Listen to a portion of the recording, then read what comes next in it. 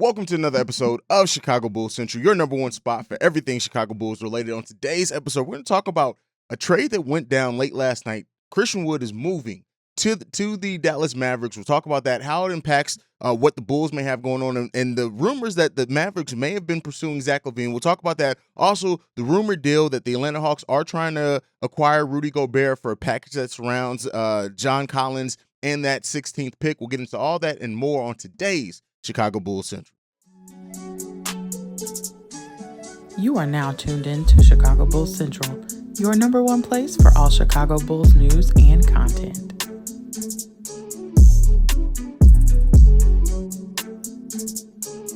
All right, Bulls fans. So, a couple of Bulls targets. Well, one for sure that Bulls fans have been talking about for quite a while is off the board now. And then another one in Rudy Gobert may be coming off the board very shortly. But Christian Wood is officially on the move from the Houston Rockets to the Dallas Mavericks. He's going to Dallas in exchange for a package that includes the 26th overall pick in the draft coming up next week. Boban, Trey Burke, Marquise Chris, and that's pretty much it. So basically, the Dallas Mavericks get a solid center, a young big who's an unrestricted free agent at the end of next season in Christian Wood, and they get that for a package that's basically centers around the 26th overall pick. Boban could be on the move. As being said, he could either be released or be sent to another team. Marquise Chris just underwent surgery that was announced right after this trade went down. So what does that mean for his long-term future, things like that? And again, I believe he was originally on the Houston Rockets as well, so he goes back to the Rockets. So this trade, what it does is that it gets the Mavericks an additional piece that they were looking for, and somebody who may turn into a star in Christian Wood. I don't necessarily consider Christian Wood a star right now. I know some people do. I do want to see more from him, but this very well could be the star that they want to pair with Luka Doncic down there in Dallas. And so this really kind of sets the tone. And then we're going to talk about the next deal that's probably going to go down sometime soon if it does end up going down or announced at the draft with the Rudy Gobert trade. But what does this mean for setting the tone of the trade market so far? And usually you see trades that happen. Usually the first one announced kind of sets the tone of what we can see going on. I'm not counting the Jermichael Green trade because that's not a huge trade in any means. Christian Wood is definitely the biggest name to move so far in this offseason, and we'll continue to see how that goes down. Now, the Dallas Mavericks were a team that were rumored to possibly be interested in Zach LaVine. We know we did get coming out on Monday that, Zach LaVine is more than likely to re-sign with the Chicago Bulls. And this deal happening shortly after that maybe signifies that, hey, maybe teams are now realizing that Zach isn't as available once as they maybe had hoped. And so, does this take Dallas off the table completely for potentially going after Zach LaVine? Considering they would have had to do a sign and trade anyway, I guess there's still a slight chance. Now they have now Christian Wood and Luka Doncic, also Spencer Dinwiddie's down there. Now do they try to still add Zach LaVine to really solidify that to go on a championship run? I doubt it, right? I don't think so. They probably will try to go after another name, but it's not going to be Zach LaVine. But with that being said, shout out to the Mavericks for always making moves, continually improving that team. Really, if you look at the amount of moves that the Dallas Mavericks have really made over the last 2 or 3 years, they continue to just improve that team, do what they can, take different chances with things. In this Christian Wood trade, while they are giving up the 26th overall pick in this, it's really, if it doesn't work, they have no long-term money attached to it. Christian Wood is an unrestricted free agent at the end of this upcoming season. And, like I said, if it doesn't work out for them, they very well can move on and now have some more cap flexibility next offseason if needed, if this deal doesn't work out and Christian Wood doesn't put up the numbers that they maybe or mesh with Luka Doncic in the way that they had hope that it would be. But this next trade, this is an even bigger trade. Now, another target that Chicago Bulls fans were kind of hoping for, and that rumors that came out that the Bulls may have been interested, that was Rudy Gobert. As of right now, it seems like the Hawks are circling Rudy Gobert, preparing to offer a trade package. This trade package is going to be built around the 16th overall pick, Clint Capella, Kevin Huerter, and John Collins. That is, and again, it probably won't be all of those players. It's a package involving a combination of some of those players. That is a heck of a package for Rudy Gobert, and something that as we heard from late last week, is that the Utah Jazz really do want a young star back in return if they were to trade Rudy Gobert. John Collins, somebody who is on the precipice of that, somebody who had a really big season, had some down seasons since then as far as stat number wise, but somebody who could possibly go to Utah, pair with Donovan Mitchell, a little bit better than what Rudy Gobert has, and give the Utah Jazz what they're looking for in another young star. Now, this deal, this will take another potential Bulls target off the table for the Chicago Bulls. And even though I had talked very clearly about how I would see the fit with Rudy Gobert not going quite the way that some Bulls fans would hope that it would go, maybe even clogging up that lane a little bit, not providing DeMar DeRozan enough room to operate in that mid-range game. So this isn't anything that I listen, I do want the Bulls to be active. I do want the Bulls to improve this team. I've always said that I think they're going to focus more so on the bench.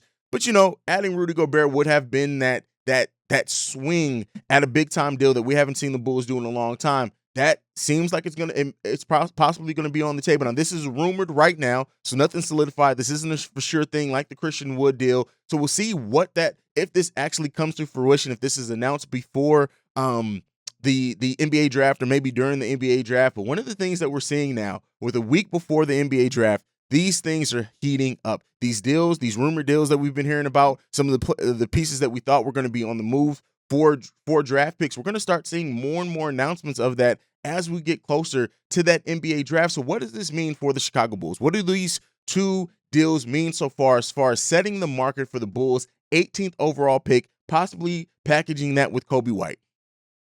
I would say that considering it's hard to gauge, right? Because the Bulls aren't giving up somebody even of the youth or the kind of for sure type thing of a John Collins in this. And we already know that Dallas Mavericks deal, could the Bulls have done that deal? I guess I should start with that. The market for the 18th pick, could the Bulls have possibly packaged that 18th pick to try to go after Christian Wood? What I say in this, considering what it looks like the Rockets are getting back in this deal, yes, they got back only the 26th overall pick, but at least what it seems like to me that they more so wanted in this is not to have any long-term money in case like that. And with Coby White, would it have technically been long-term money? No, but they would have had to worry about an extension for Coby coming up soon. So could that deal have been done?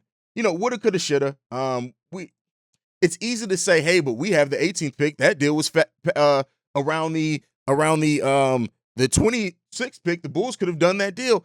I don't know. I really don't know. If you look at it, the Bulls would have had a match salary as well. Christian Wood making about $13 million a year. Who else would the Bulls have been able to offer in that trade right now? Even Javonte Green wouldn't have got us there. Io, with what he's getting paid, wouldn't have got us there. Alex Caruso makes too much money in that case. We know they're not trading Patrick Williams in that case. I don't know if the Bulls would have necessarily had enough to get that done, but hey, I could be wrong. Again, the fact that the Houston Rockets aren't taking back any really long-term money, I think points that in the direction that, they didn't get back a young player that you really think that they're going to have to worry about extending or not. Boban, gone. Trey Burke, been in the league for quite a while now.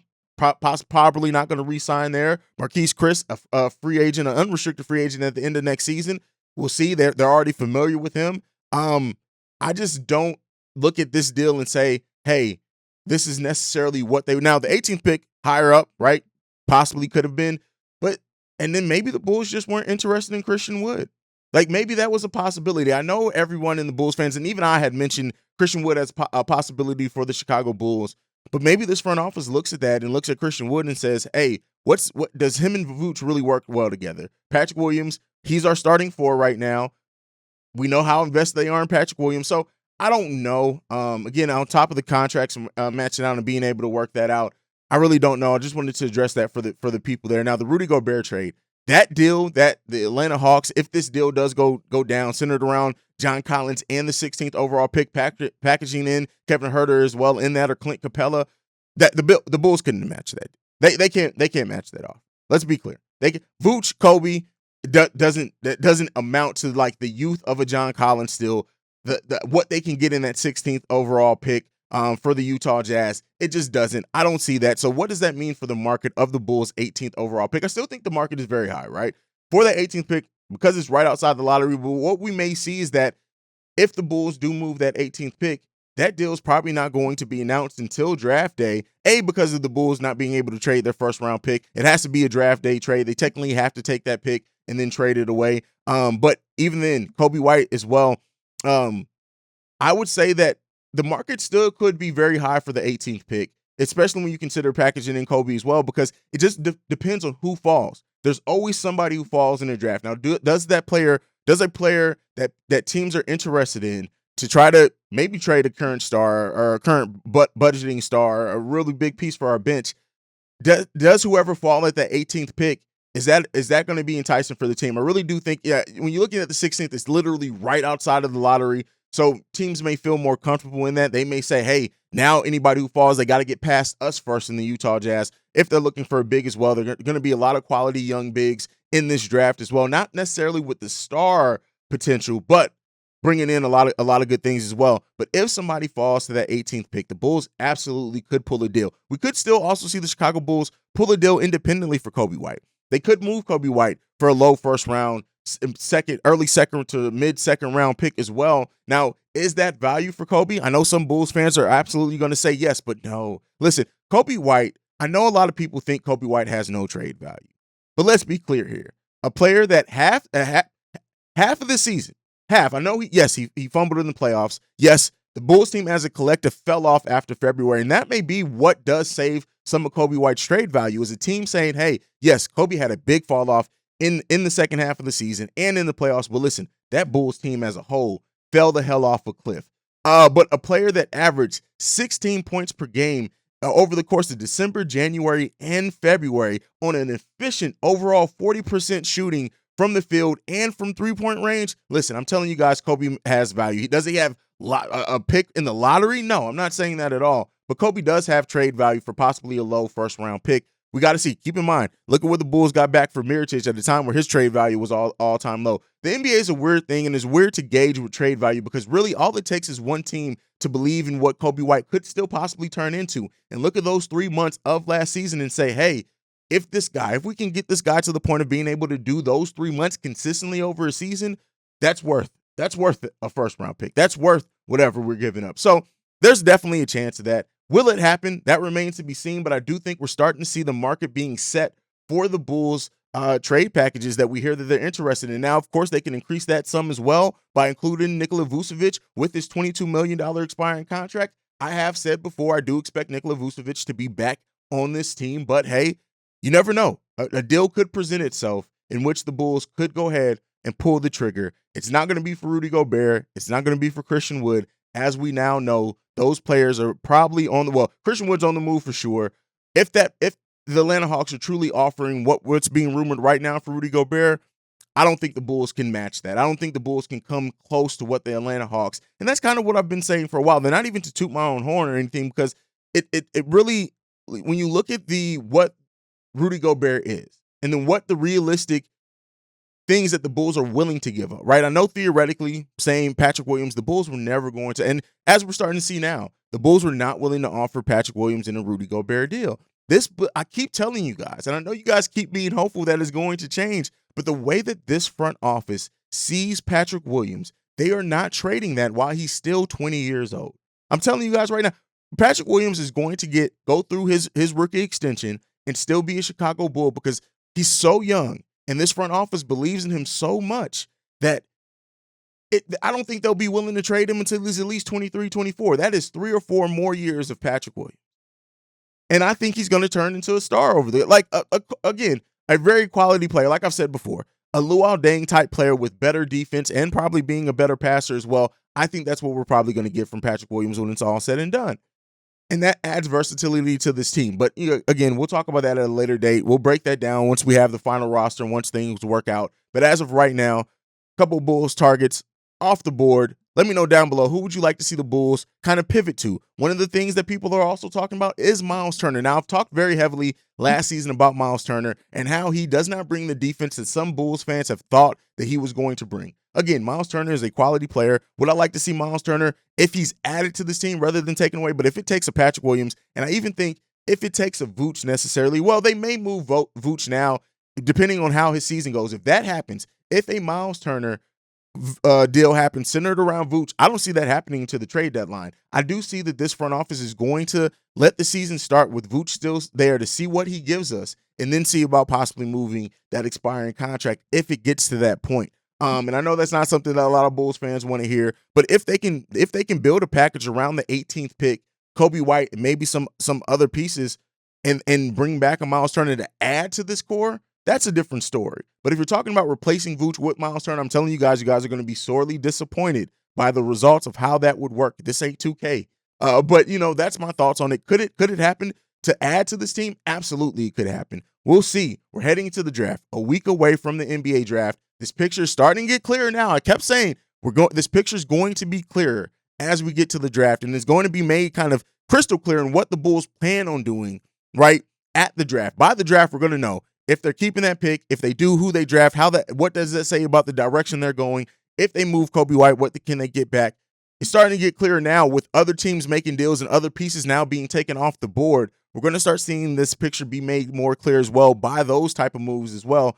So we'll see how this ends up shaking out for the Chicago Bulls. Let me know down below, what do you guys think? How do you feel about the deal going down for Christian Wood? Do you think the Bulls missed out? Do you think we could have put a package together to match what the Mavs offered for Christian Wood? And then also this rumored Rudy Gobert deal. What does that tell you about how that market was set for Rudy Gobert? Do you think the Bulls are going to regret not including Patrick Williams in that deal to try to bring in Rudy Gobert to compete right now? I want to hear from you guys down below on that. Other trade targets for the Chicago Bulls. We're getting into free agency, which I am going to be covering some targets for the Chicago Bulls, just like I did the draft player prospects. So let me know what you guys think about all that. Thank you for tuning in to Chicago Bulls Central. You guys could be anywhere in the world, but you chose to be here with me. Make sure you're following the podcast at Bulls Central Pod. You can send us any feedback, questions, comments, concerns, bullcentralpod@gmail.com. Lastly, if you want to leave a text and or voicemail about these deals or anything else, the number to do so is 773-270-2799. Thank you for tuning in to Chicago Bulls Central or listening on the podcast side. Make sure if you're on the podcast side, you also rate and review the podcast. It means a lot to the growth of the podcast side of things. But that's it. Like I like to end every episode on, go Bulls. Love you guys. Peace, y'all. This has been a presentation of the Break Media.